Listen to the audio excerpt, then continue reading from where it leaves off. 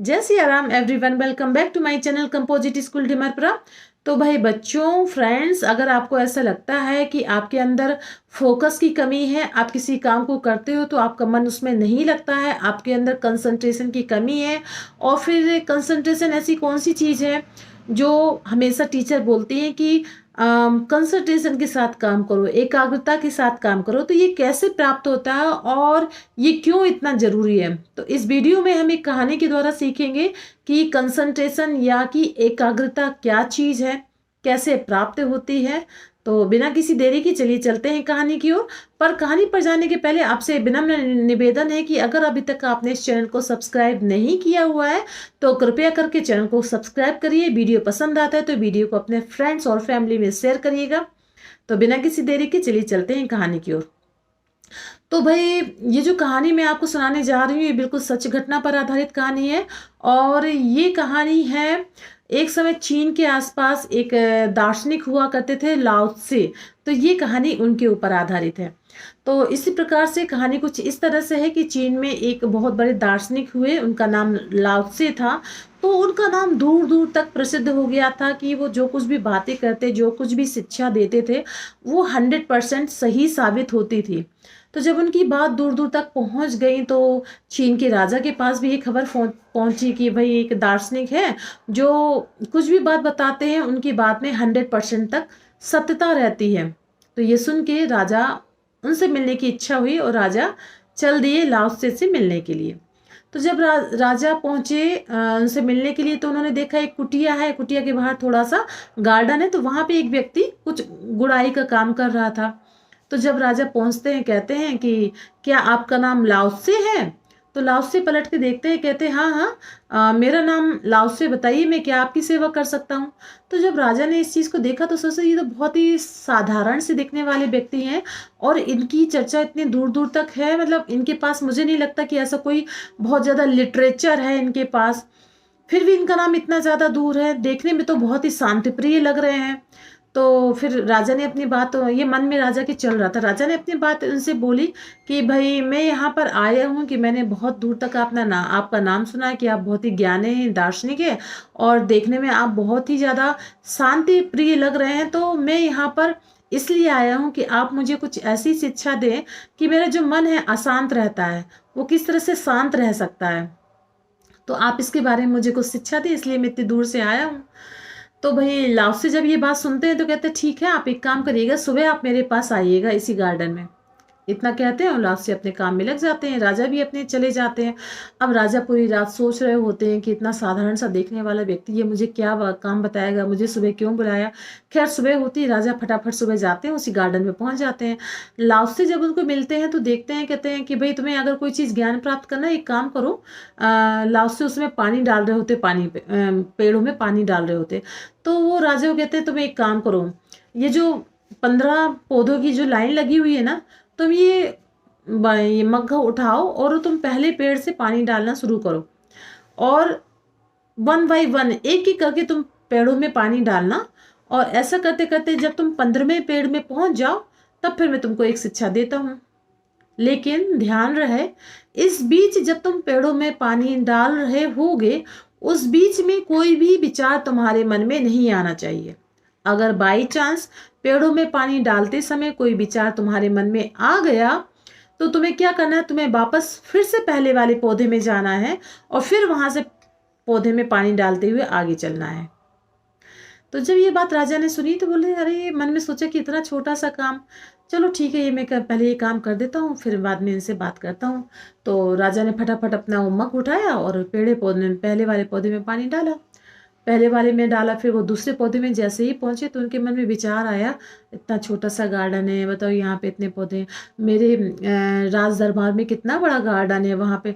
तो जैसे ही उनको ये विचार आया उनको अचानक फिर लाओ त्से की ये बात याद आ गई कि जब भी तुम किसी दूसरे पौधे के बारे में बात करोगे या किसी कोई दूसरा विचार तुम्हारे मन में आएगा पेड़ों में पानी डालते समय, तो तुम्हें क्या करना है, तुम्हें वापस फिर पहले वाले पेड़ में जाना है।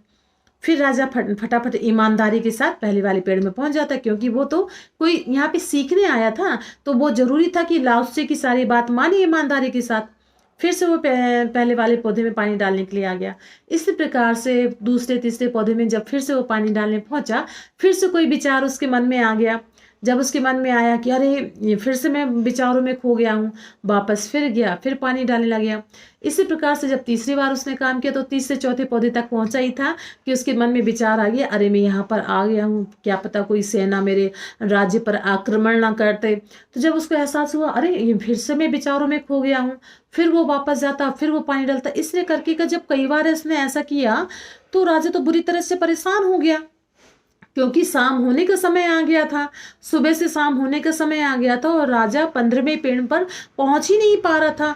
जब भी वो कुछ थोड़ा सा काम कर रहा था तो कोई ना कोई विचार उसके मन में आता है, वो बड़ी ईमानदारी के साथ लाओसे की बात मान के वो फिर से पहले वाले पौधे में पहुंच जाता है।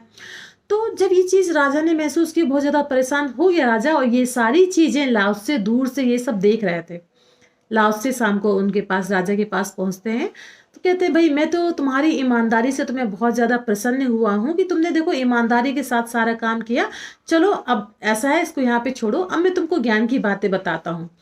सबसे बड़ी ज्ञान की बात यह है कि अगर तुम्हें शांति प्रिय रहना है, तुम्हें समस्याओं से दूर रहना है, तो सबसे बड़ी बात तुम्हें जो करनी है वो ये है कि फोकस करना सीखना है, कंसंट्रेशन लाना है अपने दिमाग में।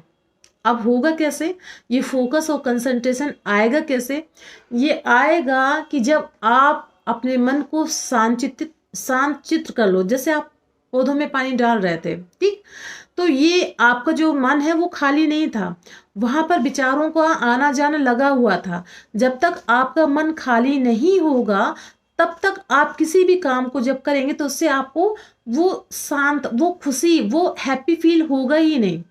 तो क्या करना है, जब आपका मन शांत रहेगा तो आप कोई छोटा सा भी काम करोगे ना, उससे भी बहुत जो खुशी आपको प्राप्त होगी, वो बड़े बड़े काम को करने से आपको खुशी प्राप्त नहीं होगी। तो आपको क्या चाहिए? आपको चाहिए मन की खुशी, शांति। उसके लिए चाहिए है कि अपने मन को विचारों से मुक्त रखो। अब ये कैसे संभव है भाई? ये बात तो राजा को बता दी गई। अब राजा बोलते हैं भाई ये तो ठीक समझ में आ गया कि ये ऐसे करना है, पर ऐसा कैसे संभव हो सकता है? तब लाओसे बोलते हैं ऐसा संभव हो सकता है केवल प्रैक्टिस करके। आप शुरुआत में जब ये काम करोगे तो आपको लगता है कि हाँ ये समस्या आएगी। शुरुआत में जैसे आप मेडिटेशन करने बैठे या किसी काम को करने बैठे तो उस समय आपके मन में कोई दूसरे विचार नहीं आने चाहिए। या आप कोई चीज़ सीखने के लिए बैठे, पता चला कोई टीचर आपको कोई पढ़ाई की चीज़ सिखा रहा है और उसी समय क्या है आपका दिमाग घर में पहुंच गया कि कैसे भैया आइसक्रीम खा रहे होंगे, कैसे मम्मी खाना बना रही है। तो क्या हुआ, टीचर ने जो कुछ भी पढ़ाया या सिखाया वो तो आपके ऊपर से निकल गया। क्यों? क्योंकि आपका जो फोकस उस समय था ही नहीं पढ़ाई में, कंसंट्रेशन आपने उस समय रखा ही नहीं। तो आपको क्या करना है, आपको अपने मन को स्थिर रखना। आप जहां पे हो फोकस वहीं पर करना, उसी काम पर फोकस करना। फिर देखिए कितनी जल्दी हम किसी चीज को बहुत जल्दी आसानी से सीख जाते हैं और उसको प्राप्त करते हैं। इसका बस एक ही तरीका है कि इसको आपको या तो मेडिटेशन करके इसको आपको सही करना है कंसंट्रेशन, या फिर बार बार प्रैक्टिस करके करना है कि नहीं मुझे ये विचार नहीं लाना है। बस एक ही तरीका है। अगर आप मेडिटेशन कर रहे हैं तो आप बिल्कुल स्ट्रेट होकर बैठ जाइए, पालथी मारकर बैठ जाइए और उस समय आप जिसको भी मानते हैं, अपने इष्ट देव को मानते हैं, वाहेगुरु को मानते हैं, जीसस को, उसको भी मानते हैं, उस समय उनके आप मंत्र का उच्चारण करिए। जैसे कि आपने सांस ली, तो जब आपने सांस ली तो उस समय आप जैसे कि एक्सरसाइज के रूप में बताएं, ओम, ओम का उच्चारण आप बोलिए। जब आप सांस ले रहे हैं उसको होल्ड करके रखिए और 1 से लेकर 50 तक उसको गिनती करिए। और जब आप सांस को छोड़ रहे हैं ओम का उच्चारण करिए, 1 से लेकर 50 तक गिनती करिए। इस तरह से आपका फोकस, आपकी कंसंट्रेशन की पावर बढ़ जाएगी और फिर आप यकीन मानिए आपका जो मन है ना, फालतू की उलझुल वाली विचारों इन सब से मुक्त हो जाएगा। तो बताइएगा आपको ये कहानी कैसी लगी और ये टिप्स कैसे लगा, क्योंकि ये टिप्स भाई विद्यार्थियों के लिए तो बहुत ही ज़्यादा ज़रूरी है कि उनको अपने माइंड को फोकस करना पड़ता है, एकाग्रचित करना पड़ता है। तो बताइएगा कि आपको ये वीडियो कैसा लगा। मिलते हैं हम नेक्स्ट वीडियो में, तब तक के लिए जय सिया राम।